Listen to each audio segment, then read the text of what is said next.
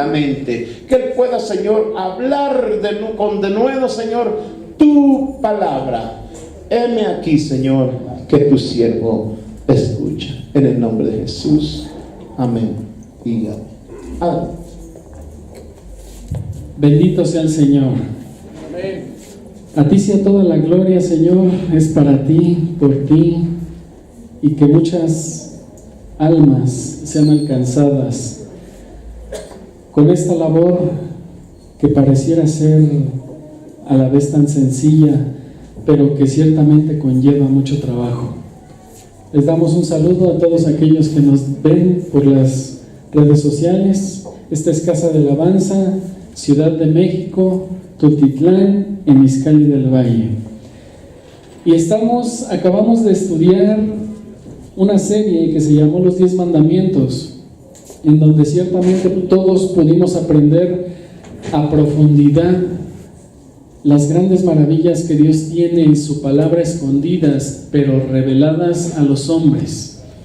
Y hoy, en base a ese estudio que hemos tenido, y que al mismo tiempo es una situación de preocuparse, porque si usted voltea a cualquier parte donde usted quiera ver, país, nación, pueblo, si usted quiere ver cómo se conducen, cómo viven, lo que está pasando, usted se va a poder dar cuenta que el mundo, como dice la palabra de Dios, está bajo el maligno. Y basta voltear a ver a cualquier parte para que usted se dé cuenta de eso, que la ciudad, todo el mundo completo está bajo el maligno. Y en esto vamos a basar el tema de hoy, que vamos a ver la cita en Mateo 7, verso 13 y verso 14, pero también vamos a descubrir lo maravilloso de lo que es la palabra de Dios, que es para usted y para mí, que es para nosotros. Hay algo muy importante que alguna vez uno de los discípulos le dijo a Jesús, le dijo: Maestro, ¿por qué les hablas por parábolas? Y si usted y yo estamos leyendo la palabra de Dios y de repente nos encontramos con ese verso, usted mismo se puede preguntar y decir: ¿por qué Dios le hablaba por parábolas al pueblo? ¿Por qué no les decía las cosas como eran? ¿Por qué no iba al grano? Quizás usted pudiera preguntarse. Pero ahí viene el secreto de lo que es la palabra de Dios. Ahí viene la importancia de lo que Jesús quería enseñarle al mundo. Posteriormente Jesús le responde a sus discípulos y les dice: a vosotros os he revelado los misterios del reino, mas a ellos no. Y entonces surge otra pregunta y diríamos: ¿y por qué a nosotros sí y a ellos no? Vamos a descubrir esta gran verdad. Dice la palabra de Dios en el libro de Mateo, capítulo 7, verso 13: entrad por la puerta estrecha, porque ancha es la puerta y espacioso el camino que lleva a la perdición, y muchos son los que entran por ella. Porque estrecha es la puerta y angosto es el camino que lleva a la vida, y pocos son los que la hallan. Yo quiero que usted note algo en estos versos. En el verso 13 comienza la palabra de Dios diciendo: entrad por la puerta estrecha. Es palabra que Jesús dijo, son palabras que Él mencionó. Él menciona una puerta estrecha. Imagínese una puerta estrecha. Y después dice: porque ancha es la puerta y espacioso es el camino que llevan a la perdición. Habla de un camino y de una puerta que es amplia, que es espaciosa, pero que llevan a la perdición. Y al mismo tiempo está hablando y les da la recomendación y les dice: entren por la puerta estrecha. Imagínese una puerta estrecha, donde a lo mejor usted puede decir: yo no paso por ahí. Pero al mismo tiempo que usted se puede imaginar una puerta estrecha, imagínese un camino angosto. Porque no puede haber un camino angosto y al final una puerta estrecha. Imagínese el camino estrecho, pero también el final, que es la puerta, para cruzarla es estrecho. El hombre, usted y yo, necesitamos caminar por ese camino, y cuando lleguemos a esa puerta necesitamos tener, fíjese bien, necesitamos tener la medida exacta para poder no solo caminar por el camino estrecho, sino también atravesar esa puerta estrecha.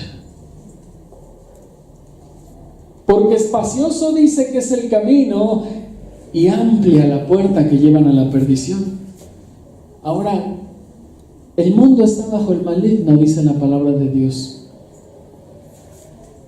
Dice el 14, porque estrecha es la puerta y angosto es el camino que llevan a la vida y pocos son los que la hallan. Aquí tenemos dos caminos y aquí tenemos dos puertas. Angosto y puerta angosta, camino amplio y puerta amplia. Uno le salva y el otro le lleva a la perdición. ¿Por qué? ¿Por qué hablar de esto? ¿Por qué dos caminos? ¿Sabía usted que hace unos días el Papa dijo, burlándose, que a él le parece que Jesús se metió con María Magdalena, pero el pueblo de Dios no quiere reconocerlo? Dice que era su aventurilla. Eso piensa ese hombre, eso dice él. Y la pregunta sería, ¿por qué tanto engaño en esa persona? ¿Qué no esas personas estudiadas deberían de tener más intelecto, más conocimiento, más sabiduría, más razonamiento, más sentido común? ¿Qué no se supone que conocen la palabra de Dios? ¿Acaso no se supone que ellos dirigen a un pueblo que se dicen pueblo de Dios? ¿De dónde tanta ignorancia? ¿De dónde tanta mentira? ¿De dónde tanta burla? ¿Por qué ese afán de burlarse del Hijo de Dios? ¿Por qué querer ensuciar su nombre? ¿Se da cuenta? Y él dice que para él María Magdalena era la aventurilla de Jesús. Pero si eso hubiera sido, entonces usted y yo no estaríamos aquí. Pero entonces Jesús comienza a decirle a sus discípulos y a todos aquellos que en ese momento escuchaban, que entraran por la puerta estrecha. Y les estaba diciendo, en tu caminar, en ese camino estrecho, va a haber siempre pruebas. Siempre va a haber algo que va a querer detener tu caminar hacia la puerta. ¿Acaso Jesús no dijo que era el camino? ¿Acaso Jesús no dijo que Él era la puerta? Jesús es el camino y la puerta estrecha. Yo quiero leerte unos versos para que tú te des cuenta, hermano. Yo los voy a leer, no los buscamos. Dice la palabra de Dios en los Salmos: matará al malo la maldad, y los que aborrecen al justo serán condenados. El Salmo 140 nos enseña: el hombre deslenguado no está firme en la tierra, el mal cazará al hombre injusto para derribarle. Aquí nos está dando varias opciones de maldad, de un camino amplio y espacioso que llevan a la destrucción. Dice Proverbios: mas el que peca contra mí defrauda su alma, todos los que me aborrecen aman su muerte. El simple hecho de que el hombre rechace a Jesús ya está despreciando su alma, no le está poniendo cuidado, no le importa dónde va su alma, no sabe, ignora y no sabe la delicadeza que tiene el aceptar, el recibir, el darle la oportunidad a Dios que venga a su vida. Dice Isaías: la apariencia de sus rostros testifica contra ellos, porque como Sodoma publican su pecado, no lo disimulan. Ay de las almas de ellos, porque amontonan mal para sí. Estamos viendo un camino amplio y espacioso. Y si nos pusiéramos a ver todo lo que conlleva ese camino amplio, usted sabe el mundo de maldad o todo cuanto el hombre podría hacer para apartarse de un camino estrecho. Ahora yo le quiero dar la opción de unos versos que son lo contrario. Dice la palabra de Dios en Lucas: y ellos se llenaron de furor y hablaron entre sí qué podrían hacer contra Jesús, hombres que al verdadero camino, al hombre que trajo la sabiduría a este mundo, ya estaban viendo la manera de cómo derribarlo, de cómo desaparecerlo, de cómo hacer que esa verdad no creciera, no fluyera y que no tuviera una trascendencia en este mundo. Lo que hoy podemos ver con este Papa y con tantos papas más, que han provocado la muerte de los protestantes, según ellos. Cuando surge la Inquisición en diferentes países, la Inquisición no era más que la persecución de hombres y mujeres entregados a Dios. Pero ellos les decían brujas, ellos les decían hombres en contra de la Santa Madre Iglesia, que de Santa Madre Iglesia no tiene nada. Hombres que se dicen papas, que ni siquiera han estudiado la palabra de Dios. ¿Y saben qué es lo peor de todo? Que carecen de lo más importante, el Espíritu de Dios. Porque el que tiene el Espíritu de Dios, ese Espíritu que le pertenece a Dios, va a guiar a nuestro espíritu a la verdad, mas nunca a la mentira. El que habita y camina en Dios no puede ser engañado. Tiene que fluir de su interior aguas que broten para vida, y se tiene que ver. Por lo tanto, no podemos decir que este hombre es un ungido de Dios. Es lo contrario. Amén. Por sus frutos se conoce el buen árbol. Y aquí podemos ver versos que están buscando la manera de derribar lo bueno. Dice el libro de Lucas: pero sus ciudadanos le aborrecían y enviaron tras él una embajada diciendo: no queremos que este reine sobre nosotros. Dice Juan: no puede el mundo aborreceros a vosotros más que a mí. A mí también me aborrecieron, porque yo testifico de él, que sus obras son malas. Si el mundo os aborrece, sabed que a mí me aborrecieron antes que a vosotros. Pero esto es para que se cumpla la palabra que está escrita en su ley: sin causa me aborrecieron. Fíjese, yo quería que usted leyera esto como referencia, pero fíjese bien lo que vamos a ver. Cuando Dios nos creó, la palabra nos enseña que Él ya había pensado en nosotros desde antes de la fundación del mundo. Entonces, usted ya existía. Aunque no estaba, usted ya existía. ¿Y en dónde existía? En Dios. Le tocó estar en el 2018 hoy aquí. Y Dios ya había pensado que usted hoy debería estar aquí. Él ya lo había pensado. Pero si en el pensamiento de Dios, antes de la fundación del mundo, Él ya nos había contemplado, entonces nosotros ya existíamos en Dios. Por lo tanto, Jesús también. Jesús es Dios. Y en el principio, Él estuvo con Dios. En el principio era el Verbo, y el Verbo era con Dios, y el Verbo era Dios. Desde el principio, Jesús ya estaba con Él. Pero en alguna parte, en su corazón del Padre, Él pensó en nosotros.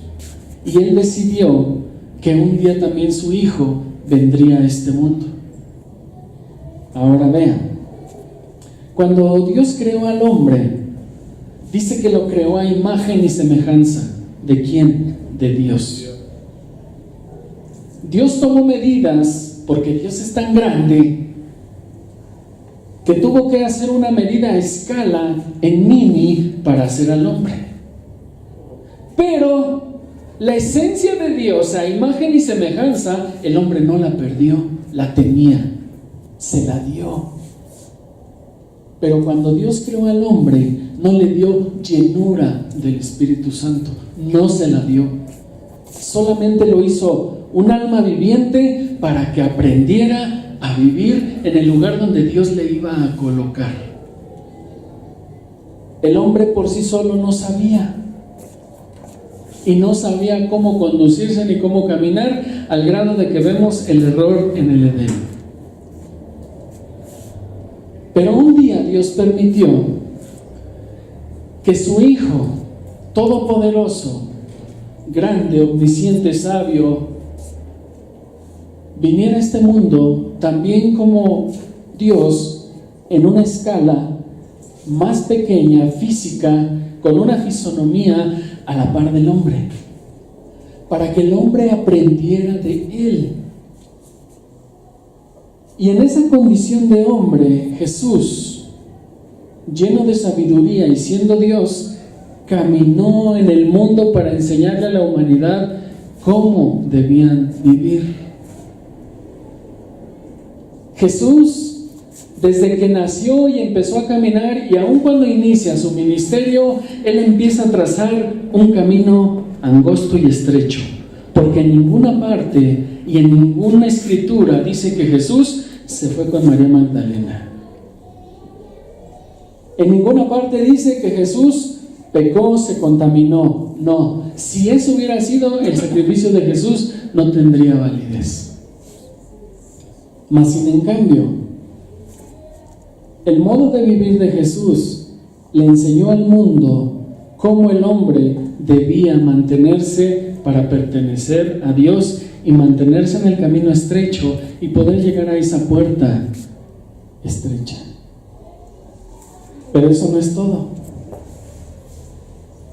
Nosotros fuimos hechos en un molde de Dios, a imagen y semejanza. Ese mismo molde en el cual fuimos creados, que es Dios, a imagen y semejanza, es la puerta al que tenemos que llegar. Ahora, la puerta no la veas como una puerta que abre y cierra. Sí es así, pero esa puerta es el molde de Jesús, que te está esperando al final del camino, y que tu vida misma, al caminar por el camino estrecho y al llegar al final, tiene que dar la medida exacta para que tú puedas atravesar esa puerta de vida. Cuando nacimos, cuando fuimos creados como hombres, no tuvimos la llenura, decíamos. La llenura se adquiere, la sabiduría se busca, la inteligencia, y a Dios se le conoce y se va en busca de Él. Y esa puerta al final del pasillo, al final del caminar del hombre, se llama Jesús. Se llama el molde de Dios, se llama la imagen y semejanza de Dios con la que fuimos creados, pero ahora con la llenura que tú y yo vamos a adquirir en Dios para poder atravesarla. De lo contrario, no vamos a atravesar esa puerta. Porque no puedes caminar en un camino angosto, lleno de pecado, porque el pecado te va a sacar, te va a jalar, te va a traer a un camino angosto donde sí puedes ir para allá y para acá con la carga del pecado y no pasa nada. Simple y sencillamente el camino angosto va a encaminarte cada vez y cada vez más al pecado. Pero el estrecho te va a ir indicando que no te puedes ni parpadear, porque al primer parpadeo o te caes para un lado o te vas para el otro.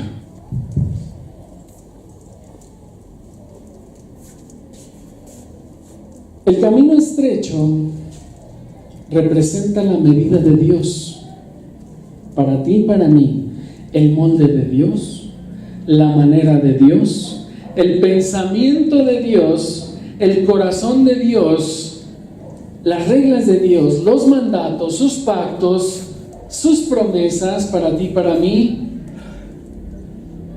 y todo es en Dios. Quizás alguien podrá venir y decirte: es que no sales de la iglesia, es que estás siempre en la iglesia, es que todo es iglesia para ti. Yo pregunto, si Dios es tu creador, ¿qué tendría más importancia para ti sino estar en la búsqueda de Dios? ¿Podrá ser posible que podamos olvidarnos de Dios y dedicar nuestro tiempo a otras cosas que incluso podrían hacer que nuestra mirada se perdiera del objetivo? Hay quien sí lo va a pensar. El mundo está bajo el maligno y basta que voltees a ver a cualquier parte para que te des cuenta de cómo está el mundo. Esto se ha puesto feo. ¿Qué falta o qué más van a legalizar? Yo no sé a quién se le ha ocurrido ahora, y qué bueno que ahora están haciendo una ley que ampara a todos los pastores, que si ellos deciden no casar a las parejas gay, ya hay un amparo. ¿Y quién cree que lo hizo? Viene de Estados Unidos. Ese presidente que no queríamos que quedara. En Estados Unidos no ha permitido los matrimonios gay. Y ahora hay una ley que ampara a los pastores, que no les van a hacer nada si ellos deciden no casar parejas gays. Dios nos está protegiendo. ¿Por qué? Porque sabe lo que viene, porque sabe lo que el maligno está preparando, porque aún Jesús dijo que cuando Él se fuera en medio de la iglesia, Pablo le dijo a la iglesia también: cuando yo me vaya, se van a levantar falsos maestros de entre vosotros. Me estaban diciendo la otra vez una persona que se dedicaba a la brujería, dice: ¿sabes qué nos gusta hacer a nosotros el 31? Matar a todos los predicadores en un rito satánico. Y con brujería ya los tenemos muertos. Fíjese, saben los nombres, saben las iglesias, saben quiénes son los que les están afectando. Y en un rito satánico ellos ya mataron a todos esos pastores, hombres de Dios. Pero no vamos a temer, porque el que me hizo imagen y semejanza, en mi caminar, nuestro caminar, el tuyo, el mío, no es en vano. Nuestro caminar va adquiriendo esa llenura de Dios para fortalecernos. Y en tu caminar a la meta, Jesús dijo: yo soy el pan, por si tienes hambre. Y si tienes sed, yo soy el agua viva. Come y bebe. ¿Acaso no dice que Él es el que te fortalece? No temeré a millares de hombres que se amontonaren contra mí, ejércitos, lo que fuera. Él es mi fortaleza, mi escudo. Pero ellos dicen que ya en ritos satánicos han matado a muchos.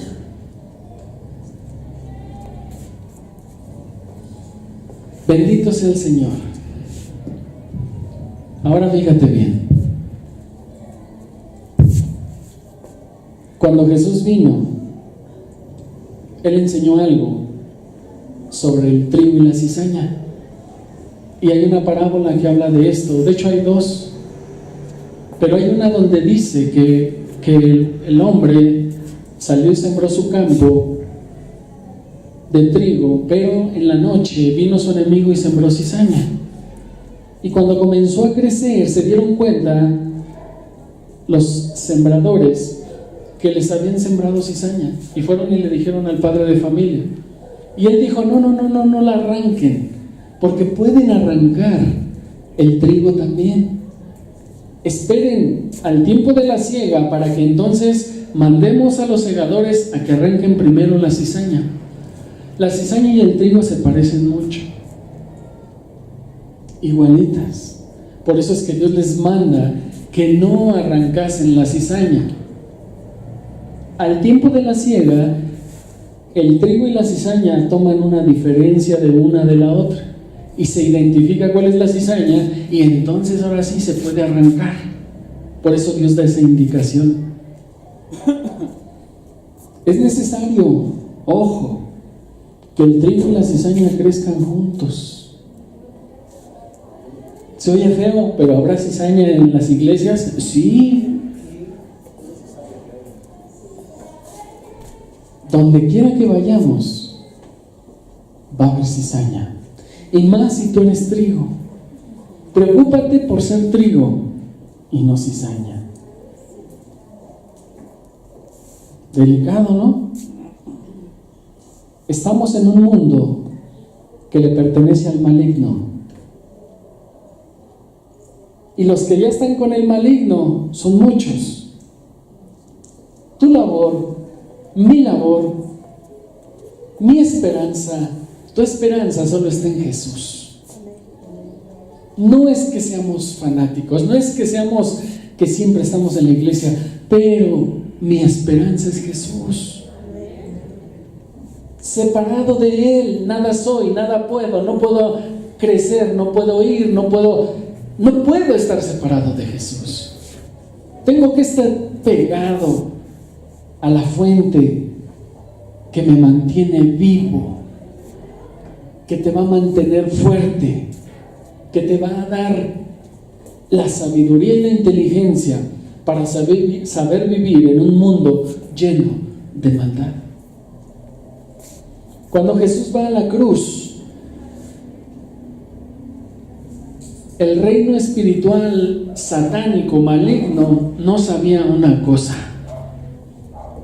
Y esto es lo que a mí me da no solo esperanza, me da gusto, me da alegría saber que tenemos un Dios que se preocupó por nosotros para todos los días de nuestra vida. Por eso dice en el libro de Mateo 28 que Él iba a estar con nosotros todos los días hasta el fin del mundo. Y eso es cierto. Cada momento, cada situación, cada pensamiento, cada decisión que tú tomaras, ahí iba a estar Jesús. Cuando Jesús empieza a caminar hacia la cruz, Él dejó un camino estrecho, pero ese camino estrecho lo cubrió con una alfombra roja, su sangre. Y todo el que camina por esa alfombra roja, no solo Dios le decía que tú, si decidías caminar por ese camino estrecho, para llegar a esa puerta angosta, ese camino de sangre, esa alfombra roja que Él estaba dejando, era para darle el reconocimiento a tu vida del valor que tú tomarías y tendrías para atreverte a decirle al mundo no, para atreverte a decirle al mundo y al pecado no, para rechazar lo que Jesús rechazó, y entonces así, de esa manera, poder llegar al final. Porque Él dijo: tú eres más que vencedor. Jesús caminó a la cruz, dejó su sangre, su alfombra roja, para darte honores a ti que ibas a atravesar por esa alfombra roja tras el Hijo de Dios. Porque el que camina solamente por ese camino lo pierde todo. Y sí que lo pierde. Muchos pierden familia, muchos pierden esposa, muchos pierden hijos. Mismo Jesús dijo: tus enemigos son los de tu casa. ¿Y por qué? Si vemos la iglesia como casa, dice la Biblia que la cizaña y el trigo crecen juntos. Si en la casa tiene que haber trigo y cizaña, en todos lugares va a haber trigo y cizaña. Pero al que venciere, dice que le dará la corona de vida. Tú decides, querido hermano. Tú decides qué hacer. Tú decides si cuando escuches hablar a un predicador, si escuchas el mensaje o lo rechazas. Pero yo te voy a decir que no estamos en un tiempo donde te des el lujo de despreciar la palabra de Dios. La palabra de Dios es para ser escuchada, para animarte, para que sigas creyendo y creciendo en fe, y esa fe te lleve a Jesús. ¿Habrá fees diferentes? ¿Existirá una sola fe? o hay fes diferentes? Esa pregunta me la hicieron en la semana. ¿Cuántas fes hay? Le dije, auténticas nada más hay una. Fes hay muchas, porque tú puedes creer en ese palo y aunque no te dé nada, tú sigues creyendo en ese palo. Tú puedes creer en la carreta y si la carreta no te da nada, de todos modos tú sigues creyendo en la carreta. Pero solo hay uno que ha prometido que cuando adquiramos esa figura y podamos pasar por esa puerta que tiene el molde de Dios, cuando diga Dios, a ver, pásale a ver si quebrándose, más para acá, ya pasaste, entra a mi reino. Y el que se quede atorado, te faltó un poquito, te faltó, no pasaste. Aleluya. Jesús prometió no dejarnos. Él siempre va a ser nuestra fortaleza, va a estar con nosotros en ese caminar, en este camino. Y nosotros vamos a tomar la decisión si queremos escoger el camino ancho, el camino angosto. Creados por Dios, mas no llenos, la llenura se va a adquirir en el caminar, en la búsqueda. Aleluya. Entrar por la puerta estrecha, porque ancha es la puerta y espacioso es el camino que llevan a la perdición, y muchos son los que entran por ella, porque estrecha es la puerta y angosto es el camino que llevan a la vida, y pocos son los que la hallan. Cierra tus ojos. Bendito Dios, en esta tarde te damos gracias por tu bendita palabra y queremos agradecer por el hecho de que nos has escogido para salvación. Nos has predestinado desde antes de la fundación del mundo para ser hijos, para estar allá donde está Jesús. Y bendito Dios y Padre, a ti sea toda gloria porque sabemos que tú eres quien nos vas a librar de la mano del maligno. Sabemos que tú eres el que has preparado nuestro caminar para darte honra y gloria a ti. Y en ti estamos, en ti esperamos y en ti ciertamente, Señor, nuestra confianza está puesta. No temeremos a mal alguno, ni aun a la circunstancia, porque es necesaria la prueba para que nuestra fe, como oro precioso, siga teniendo más valor, siendo sometida al fuego, adquiere más valor en tu presencia y ante tus ojos. Bendito Señor, a ti la gloria y la honra, en el nombre de Jesucristo. Amén. Recuerde que la palabra de Dios nos enseña que muchos son llamados, pero pocos son los que son elegidos. La elección ya está hecha desde el principio. La elección ya está hecha desde el corazón de Dios porque Él pensó en ti, para que caminares este camino angosto y estrecho. Ya está hecha la buena elección. Tú y yo decidimos si llegamos a esa puerta, si caminamos este camino angosto. Tú y yo, nadie más puede influir en tus decisiones, en lo que quieras hacer. Solo eres tú el que va a decidir. Bendito sea su nombre.